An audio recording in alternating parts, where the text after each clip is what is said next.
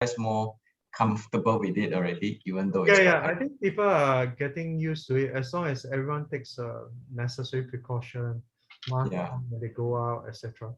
I think you guys as a nation trying to live with COVID being around. Hence, we do see a change of mindset from pandemic to endemic. Yeah. But I think you guys have quite a high vaccination rate. Like, does that makes your government like having more confidence? It's about 90% now. Remember last time I shared was just about 50%, and then now it's 90%. How about in France? How you're doing in France? I think we're about 70% high rate of vaccination. All right. Cases are still growing, but I think people are used to live with COVID now. Most of the cases in hospitals are people that are not vaccinated yet, and they are mostly young people. Right. I see. Yeah, but restaurants are open, cinemas are open. Okay, you can walk in the streets freely. That's cool. I think globally, people are starting to accept the fact that we have to move from pandemic to endemic and co-host and co-live with the virus, right? Yeah. Like I said, makes we're feeling a new energy now, a new good energy around us now. But with the higher vaccination rate that we get, I think the government has more confidence in opening up more like facilities or like restaurant. Like the numbers in Malaysia are still crazy, but because we are speeding up the whole vaccination plan, that's why, we are also slowly opening up more, even though the numbers are still high. I see. Okay. And are you able to make presentations and to enter hospitals and rehabilitation centers? Some of our partners do, but ours company somehow we couldn't get the approval from the government. So you have to have to work from home. You have to make presentation online. Yeah, when we really necessary to go, then we have to go to the police station to apply for it, for like a 1-day permit to travel. Okay. All right. So, Sarah, should we start? Yep. Okay. I think, all right. Good day, everyone, and good afternoon from Malaysia and Singapore. Welcome to the final session of Fourier Intelligence Thematic Webinar 2021. My name is Jake. I will be the co-hosting the webinar with Prof. V. And Prof. V is the Senior Principal Physiotherapist at Tan Tock Seng Hospital, Singapore. And he's also the Associate Professor at the Singapore Institute of Technology. So before we start, there are some ground rules. So first of all, this webinar is recorded. And secondly, there will be a live on Facebook. And the Q&A session will be after the presentation. So do comment in the Q&A box, and the question on Facebook will be transferred over to Zoom as well. Fourier Intelligence Thematic Webinar was held not only to introduce more rehab robotics to our sales partner, clinical partner, research partner, and clinicians. We also like to take this opportunity to share rehab knowledge to improve the awareness of the industry.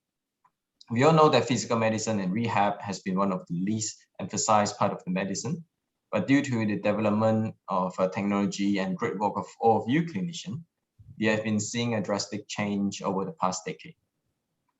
So we hope the awareness creation will not just stop here. Also, with more people recognizing rehab, we will empower more patients to have a better quality of life.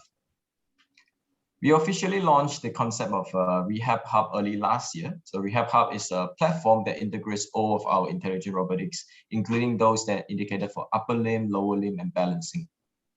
So this platform is able to leverage the advantages of intelligent rehab robotics by providing interconnection, remote control and monitoring, and data sharing between devices. So with our core technologies and the variety of products, we strongly believe this can achieve the goal of rehabilitation for all. After the concept was launched, many actually endorsed it. So we like to share that there's a few centers that already adopted the Rehab Hub.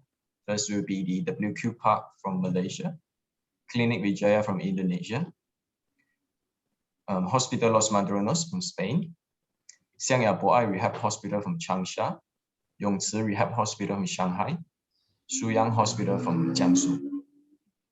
So however, Fourier alone, we are definitely unable to provide the most comprehensive setup to rehab centers. We also work with our strategic alliance partners to introduce more top-notch technology to the rehab hub, providing more services to the patient. A great thanks to all of our strategic partners, some of which are also the ISAT members, to make this webinar happen.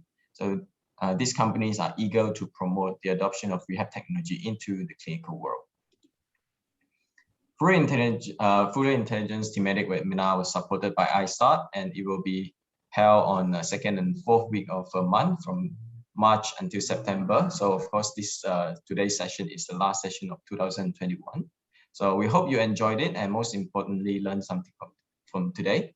Next, I'll pass to Prof. V to introduce on our speakers. Yeah. So good afternoon, good evening, and good morning, depending on which part of the world you're in. So thanks, Jake, for handing over the time to me to introduce not just one speaker for you guys, but two speakers who are expert in their own field. So we have Ms. Zineb Agomi, as well as Mr. Thibault to share with us this very interesting concept whereby we're integrating so many interesting technology into one, and this is what they'll be sharing about EzyGain and physiotherapists words from the field regarding all-in-one connected devices for balance, virtual reality, and gait rehab. So I think we all look forward to hearing from both of you. So I'll now hand over the time to you, Zina. Thank you, Professor, and thank you for your team. I'll just share the screen to start the presentation. Please tell me if all is good for you. Yes, perfect. Okay. So hi everyone, I'm Zineb. I'm the CEO and co-founder of EzyGain, and I'm with my co-founder Thibault, who is the head of operations and a lot of other things. So just to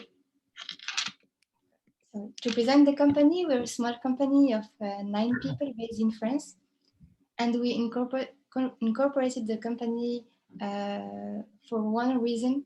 The reason is to have a global ecosystem of rehabilitation, because we noticed that rehab, as it was done a few years ago, was rehab on treadmill, rehab on a bike, rehab on other devices, and there is no unity in the rehabilitation process.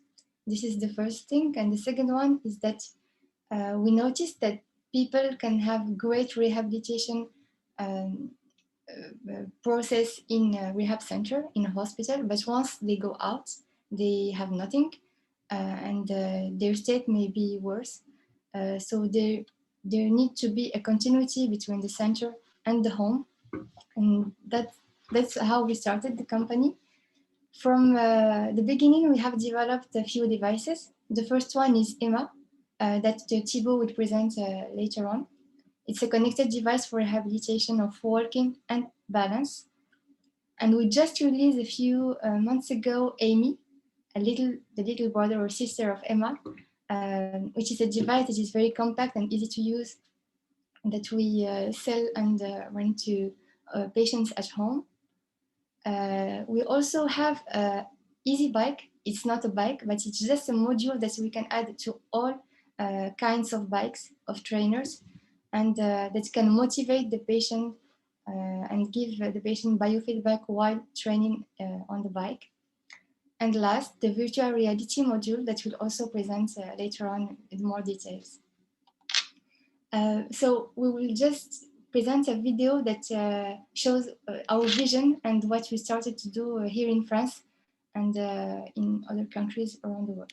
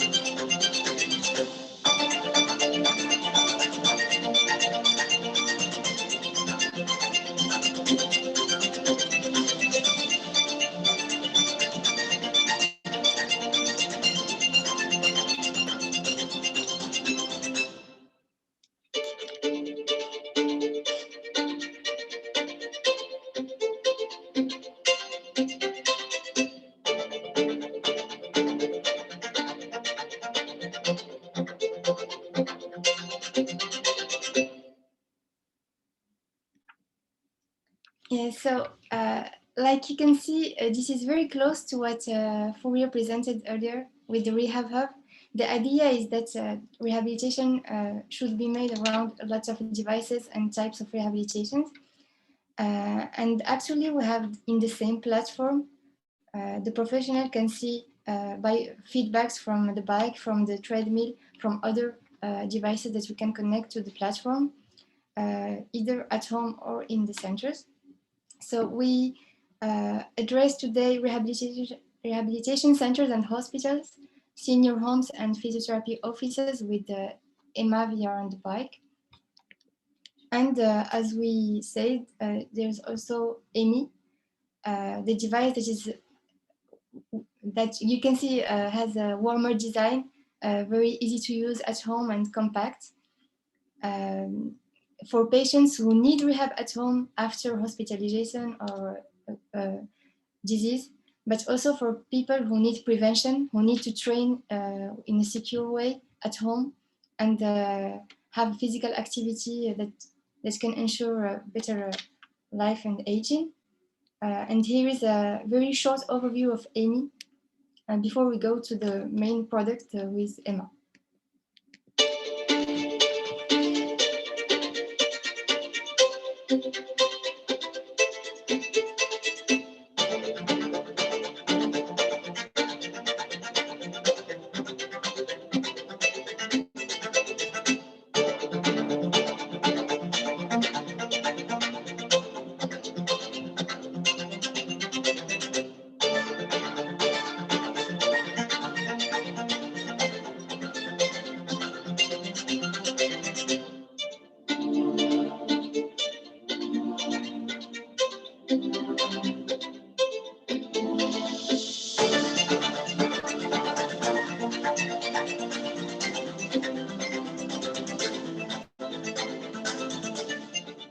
Yeah, Thibault, thank you for making the co-buy for the video, as you see. And I let you speak about Emma. Yes, thank you, Zineb. So EMA is the first product that we have developed, and here is the main feature that we have on EMA. It's the safety thanks to the harness. You can install the harness inside the wheelchair for the most damaged patients, and then you can lift the patient with the verticalization process with the slacks. This is very interesting because it helps physiotherapists on the field, and they love it. Usually they have to be like 2 people to raise the patient. Here with just the remote control and the device, only 1 physiotherapist can lift a patient up to 130 kilograms. And this is something that helps them in their daily use. Really they like it. We have worked a lot on the design of and the ergonomics of the treadmills so that the step is very low to climb. So even patients that can walk a bit, but so they can just make a little step to climb on it. And we are using processes and techniques that already exist in a rehabilitation, such as walking on a treadmill, walking with body weight support, but we just try to make it more convenient and more smarter for the physiotherapist. There is a lot of literature, scientific literature, that proves that walking on a treadmill is as efficient as walking on the ground for some patients in some cases. So there is quite an equivalence with this, and we are using those already proven techniques to bring to the market a product that is liked because it's quite easy to use and quite intuitive for the rehabilitation. We have sensors that are inside the treadmill because we thought that in the same space we could have analysis and biofeedback. So it brings live information to the patient to help them make corrections as they see what is happening on the screen. And since we have sensors for the gait analysis, we use also the sensors for balance analysis, which is quite convenient for them. The parameters that we are showing is the length of the step, the weight you put on the left or on the right, the duration of the phases of the step also. Quite simple parameters that are very useful and that the patients and physiotherapists can try to correct in real time. We also have some serious games because we want to make the platform as playful as possible, because really when we say words from the field for the title of our presentation is that Zineb, our doctor, because in the team we have a physical rehabilitation doctor, and myself and our other teammates, we have spent a lot of time just visiting and speaking with people on the field at the very beginning of the project. And the one thing that was coming every time was we have to stimulate the patient's motivation. Motivation is the key factor that we have to trigger. And we have worked a lot with a designer. We have a designer in the team, in the co-founders, which is quite unique, to work on a playful interface so that people like to use it and they want to use it again and again. So yeah, we have some serious games that are quite liked for that. I just want to add something on analysis. Maybe some people may wonder why we choose only a few parameters to put in the app. Actually, when we visited the centers and rehab centers before we started the company, we've seen centers very well equipped with big robotics and software that are very well developed.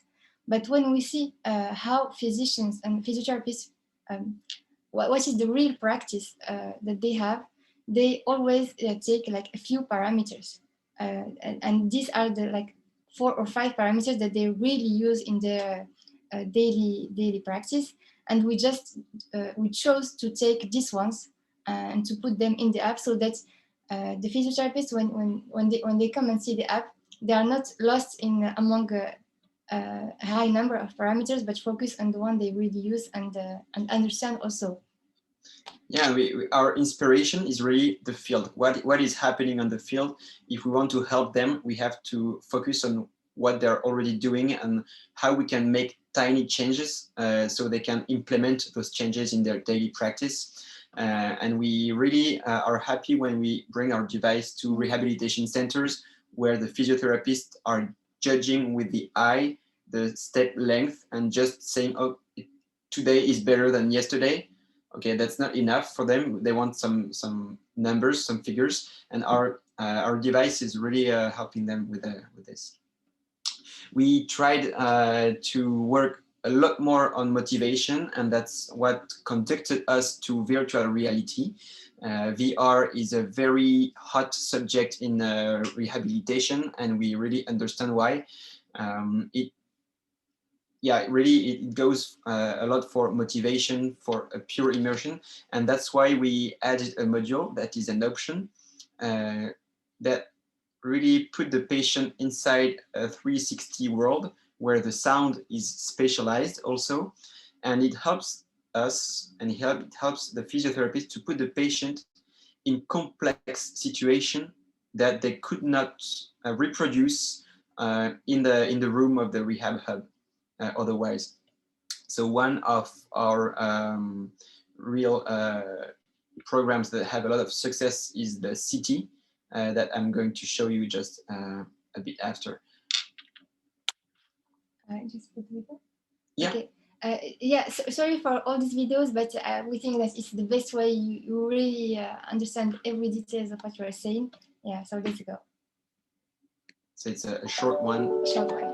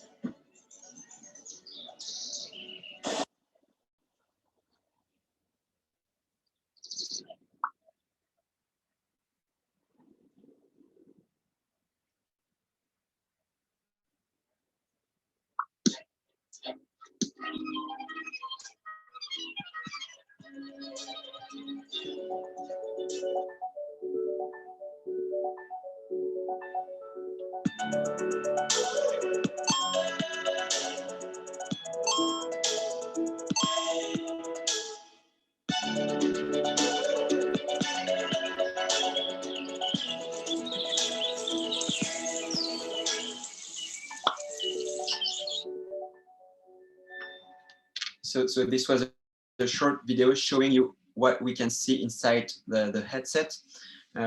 So as you said earlier, Professor, we try to have many features on one device to save some space, because really a word from the field, from the physiotherapist, is that we have no space to invest in new devices.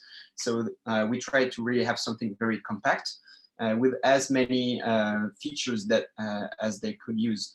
So this is why we tried to integrate upper limb exercises as well. So other professionals can also meet them. And so EMA is a device where different professions and different type of rehabilitations can meet, for the upper limb, for the lower limb. And so it's a place where the patient will really meet with his different rehabilitation.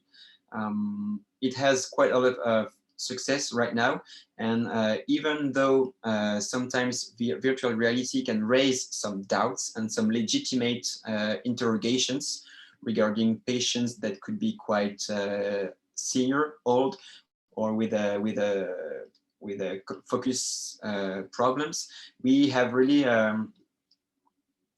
good remarks from patients using it. It helps them focus, it helps them gaining motivation. That's it. Yeah.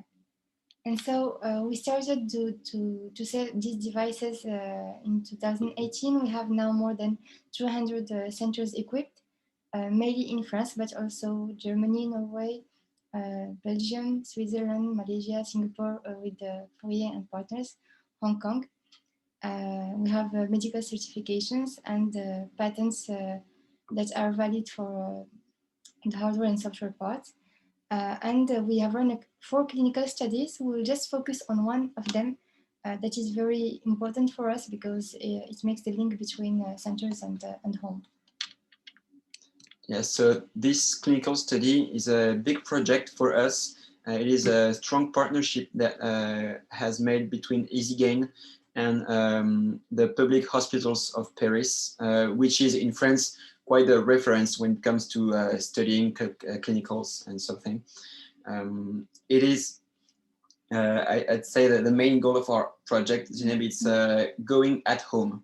So we wanted to prove with them that those kind of devices that are top-notch technology can also fit at home and can be used with patients by themselves or with non-professional caregivers, their neighbor, their brothers, and so on. So we went to these public hospitals of Paris, and with them we recruited patients from geriatrics and from physical rehabilitation, for patients that went out of the hospital and went back home. We measured on those patients their spontaneous physical activity for a whole week, with a sensor that they were wearing at the wrist. It was measuring their sleep, their habits, everything. So we could really have a sense of what is their daily activity before training with the EzyGain and just after their rehabilitation in the rehab center. Then we would install the device EMA for 4 weeks at home, even in very small apartments in Paris. That was sometimes quite gymnastic, but that was nice to place. And they were training 3 times a week with a professional coach in rehabilitation. But to be part of this clinical study, the patients needed to have a personal caregiver of his family that was eager to learn how to use EMA. So the professional coach was teaching this non-professional caregiver on how to use EMA. And so this caregiver could make other sessions on the other days of the week when the coach was not there. So we went from 3 times a week at the beginning to 5 or 6 times a week during the 2 last weeks of the process and rehabilitation. And after the 4 weeks of teaching, of practice, we took the device EMA out, and then we measured again the activity with the sensor and the helmet. And then we were making this also 1 month later to verify that it was impact that would last in the time. And we saw a great rise of the spontaneous activity with those patients, especially on the number of steps that they were making every day. And that was something really pleasing for us. And the other goal that we were trying to meet is how the non-professional caregivers would appreciate the device and how they would really use it in their daily lives. And most of the patients and their caregivers were very happy to have this device at home and to use it out of the coach sessions. So it was for us the proof that we can bring some of this technology at home, and that's what encouraged us to build our smaller device, EMI, that fits even easier in the home. Yeah. Yeah. So that's it. Thank you all for listening, and we're waiting for your questions. Yeah. Right. Thank you, Zineb. Thank you, Thibault, for the wonderful presentation. So please, all the audience, you're welcome to ask questions, and me and Prof. V here will try to read the question out for Zineb and Thibault to answer it. So please don't be shy. Maybe I can start off by asking them questions. Yep. Thanks for the very interesting presentation, Zineb and Thibault. We really appreciate it. And I think it's a wonderful, innovative product. You have the user in mind to keep it compact, small, so that with a very good intention, can it translate to the home? So I congratulate you for such a beautiful product that can train different aspects, like upper limb, lower limb, balance, and gait. So a question that I wish to ask both of you is that I noticed it has got tele-rehab capability, right? I've seen in the video a therapist was monitoring off-site.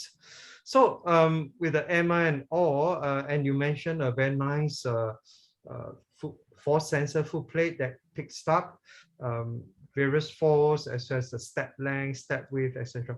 So are those parameters accessible by the therapist to be able to tweak it to challenge patients? Yes. Maybe we can speak about the live coaching. Yeah. Actually, we have so to answer your question, there are 2 levels. The second one is the real-time feedback that the professional can have by remote coaching. Actually, we noticed that once we put a device at home, there's always like a few days of like the patient is happy, he uses the device, but a few days later, maybe they can use it less. And so there is a very big, it's very important to enhance the patient and motivate him. So we decided to develop a remote coaching sessions where the patient can connect and have like 30 minutes with a professional. They do the session, and the professional can see how the patient is doing, how he's working, how he's doing his balance exercises, and they give real-time feedbacks. So this is the first level. The second one is that the professional have a platform where he have reviews of every session the patient has done. And for example, if the patient meet the professional on Monday, next Monday, the professional can see and can talk about all the sessions that were done in between. So yeah, these are the two levels of remote coaching that we can have with our devices. And so you saw the live analysis with the center of pressure. This is information that the caregiver, the physiotherapist can have 100 kilometers away from the patient on his own screen. I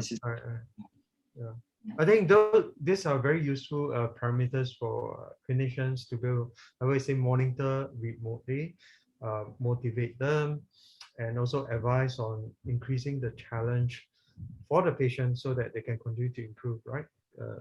Not going to get them to constantly exercise at a certain intensity, but when they're ready, based on your parameters, you can increase the difficulty. Yeah, very, very neat. Nice. I like it. And this also brings a lot of information to the caregiver that can be around in the apartment, and he's seeing what is saying the physiotherapist that is away, and he's learning on how to help his brother, his father, and really it helps to transmit knowledge from the professional to the non-professional inside the house. And this is something that is really is much appreciated by the families. And with the coaching, we are offering also group sessions so that patients can train together with one physiotherapist. And just to give an example, we have a patient. He had a stroke and started to train with the device with 0.5 kilometer per hour.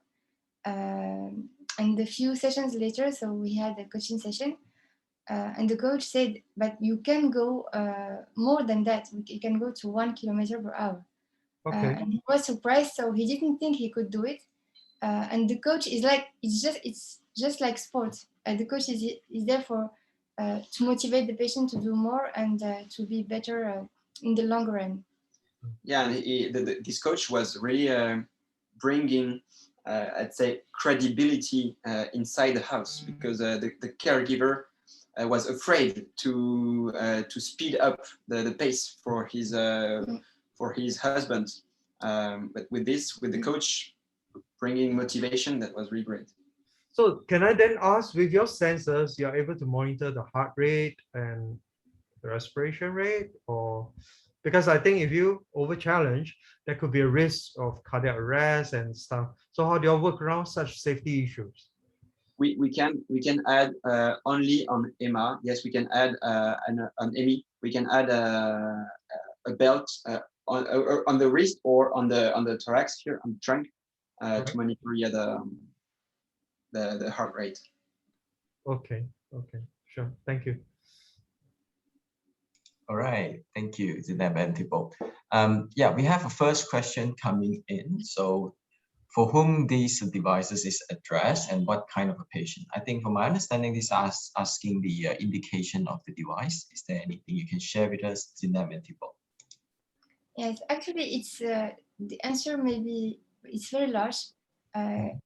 These devices are addressed to all kind of pathologies where the symptoms are lack and disabilities in walking and balance. But maybe there are two differences between EMA and EMI. Thibault, I don't know if you can. Yes, so our two main products, EMA and EMI, have tiny differences. With EMA, you can lift the patient. There is a motor that helps you lift the patient. So EMA will be great for all the patients that are inside a wheelchair and that really struggle to stand up. And on EMA, we have a lot of different patients. We have children with a cerebral palsy, for instance. We have adults that fall from the scooter or that have car accident with a very severe injury. We have, of course, all the neurology with the strokes, Parkinson's, multiple sclerosis, and so on. And we have the elderly care with people that have a fall risk, and all the seniors that have a hip prosthesis and so on that just need to train for a few weeks. So it's very wide. And with AMI, you will have all the same patients, but with a lower dependence, I would say. It's for people that know how to stand up by themselves. And then they need safety, and there is the harness that prevents them from any fall risk. But people are required just to be able to stand. And after, if they struggle to walk, we can help them on the device at very low speeds. Okay. Yeah, thanks for explaining to us in greater depth. Let me see. I think there's another question. Do you have? Oh, here someone is asking about the experience with the VR in geriatrics population. That is a legitimate question. Now in France, we are seeing many companies targeting the people in the senior home with the VR, because really what these people need, what we feel is that they need to be motivated. They need a reason to train. And we have conducted some tests that are really working very well with the virtual reality module that we developed. We're not aiming exactly at the same goals with them than with the younger patients. Younger patients are really focused on performance, on improving some parameters of the gait, whereas we saw that those people that are much older, what they really like is just being immersed in something beautiful. This is where design and the quality of the landscape that we are building and coding is very important. And they just like to inside the landscape. And we are making a nice clinical study, which is still confidential, but with another entity of Paris Public Hospitals. And this is a clinical study only with virtual reality and geriatrics people, and so far they're very happy with that, but we have no results to share yet on this. Yeah, but the question is legit. We had lots of people doubting the fact that we can use the headset with the treadmill and with the aged people who have cognitive issues and focus issues, but yeah, it works actually very well. It works well, but we have to be honest. We don't put the same intensity inside the headset. If we go inside the streets, maybe we do not put as many obstacles as we would do for younger patients. We just focus on having pleasure walking there, and then it's really a success because the lady would have walked for 5 minutes more, and that's what we are looking for. Yeah. Okay. Yeah, thanks for sharing. So with regards to virtual reality, there's always that issue with cyber sickness.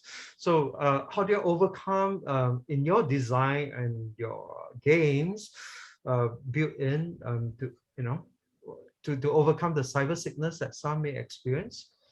Yes, this motion sickness appears when your internal ear and your vision and your proprioception are not connected on what they receive. So your brain receives different information, and this is where it comes. It can occur with VR. For instance, if you play video games, you are sitting on the couch, but you are moving inside the headset. So it can appear here. On the EMA device, when you are walking, you are moving exactly the same speed on the treadmill than inside the headset. So it really prevents a lot this sickness. And we spend a lot of time on the field, and when we make presentation of the VR in rehabilitation centers, there is always a physiotherapist that says, "Oh, not for me. I will throw up on your device. Not for me, please." Yeah. And then I really oblige them. Okay, so you will be the one that tests, so everybody sees here that there is no sickness with this. But we do not have activities that are very, very fast. So it's a peaceful activity, and yeah, it goes quite well. And also the good thing is that companies that sell these headsets are improving the quality of headsets. So like compared to 2 or 3 years ago, technology now is very good and prevent from these issues. So if we mix this with developing landscapes that are adapted to the movements of the patients, there is no reason there is a motion sickness. Yeah, but maybe sometimes what we see is, especially with the geriatrics and the older people, at the end of the session, when they take the headset out, sometimes they just need to just breathe for 1 or 2 minutes to get back in the real world. And okay, I'm here, I'm calm, and so then they come back here. Yeah, sure. Thanks for explaining in detail. Yeah. And I really love the fact that you consider the neurophysiology behind it and matching what we see in the headset with the speed of your treadmill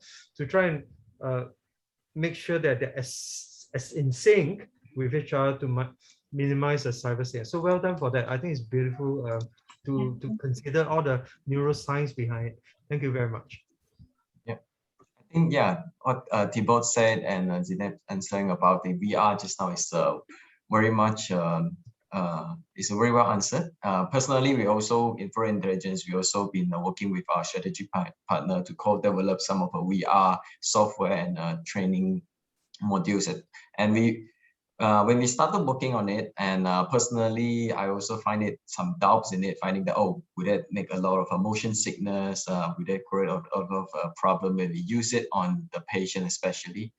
But when we try the final product of it, you will be surprised how real and how nice the virtual reality experience is right now, especially like Thibault says now, the technology has been developing very fast. And to be honest, I tried a few versions back then when we tried it out on like shopping malls that have giving out this like virtual reality goggles that you can try.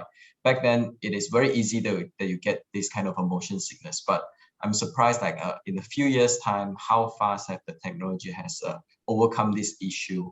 And the way that we design the software, we try not to make it like a picture realistic because it will take up a lot of your processing power from the computer.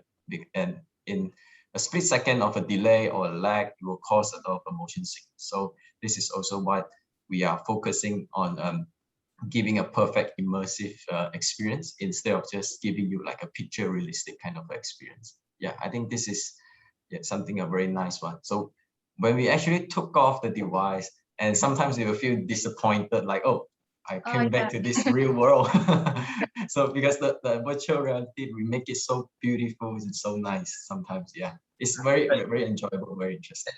And still, the technology is not perfect yet, and the companies are working on the headsets, so it can be smaller, lighter, more powerful again.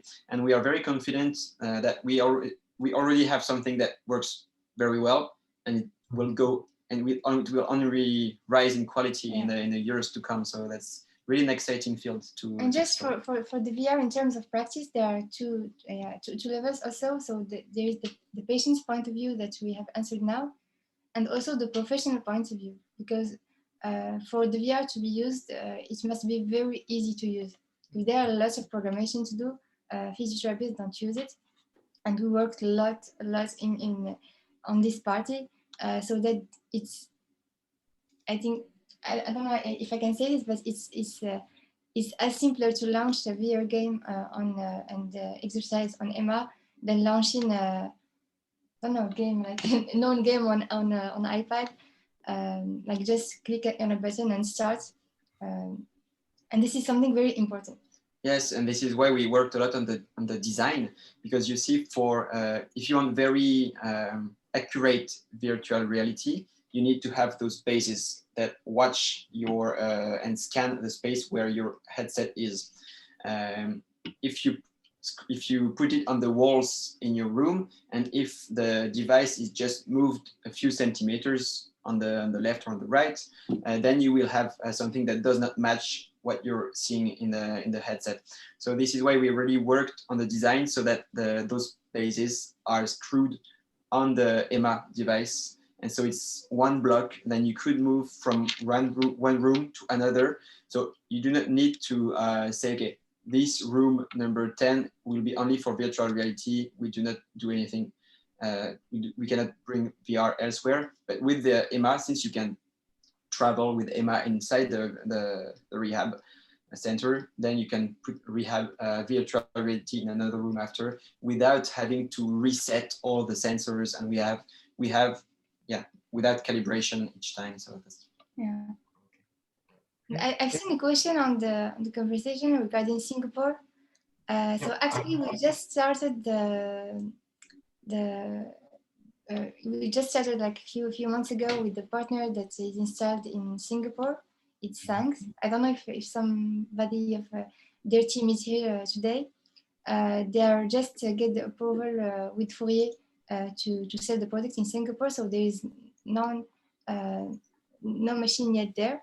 And they will get a demo device very soon. So maybe Fourier team can contact Kids Co. Yep. Yeah. Okay. Sure, no problem. Thanks for answering that question. I think people, after watching your presentation and your very clear explanation of how you integrate virtual reality, gait training, balance training, all in one, I'm sure it arouses a curiosity of trying out your product. Thank you. So there's a question, a good question here about, again, home therapy. For the devices that goes to home, how do you motivate the patients? I know, Zineb, just now you mentioned about the coach part, but are there other elements that you enhance to motivate the patients? Yeah, so we talked about the coaching. There's also just the fact that there are exercises in the device is itself motivating. And we also do something we will do because it's very fresh. We're planning to do like some periods of GOs, like GOs. Olympic Games. Olympic Games, sorry. Sure. Olympic Games for rehab. That is something we already do in centers. We launch some challenges, and every center must do the maximum of pads of kilometers.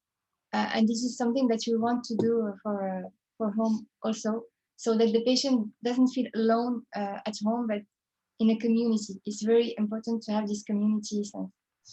Yeah, and even the groups sessions with the coaching, patient will be able to speak with one another in the middle of the session. So feeling that they belong to a community of other people doing the same thing in other places. Maybe you know a company, an American company, which is called Peloton. Yeah. Okay. Well, bringing and creating a community of people training at home, we really believe in this. Yeah. Yeah. So what's the maximum number of people that can log in at one time to, say, compete with each other via the games? So for now, we plan for sessions for 4 or 5 because people have diseases and needs, and it's a bit different from sport. So yeah, we for 4 or 5, but it's what we say now today. But given that we just starting all this, maybe we have different answers a few months later. But we'll see. We'll see then. Okay. Thank you. Yeah. All right. Yeah. Okay. I think we don't have any more questions coming from the floor. I think it is quite we will probably have to end the session earlier this time around.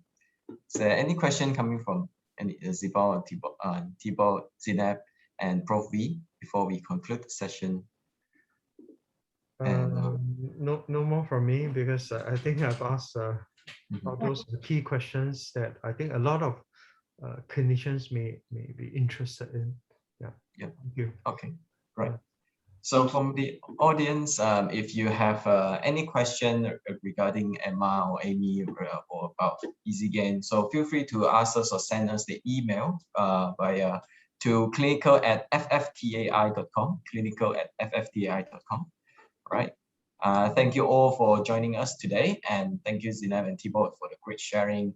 And like we mentioned earlier, this is the final session of Fourier Intelligence Thematic Webinar 2021. And this year round, we have hosted a total of 12 sessions compared to 8 of them last year.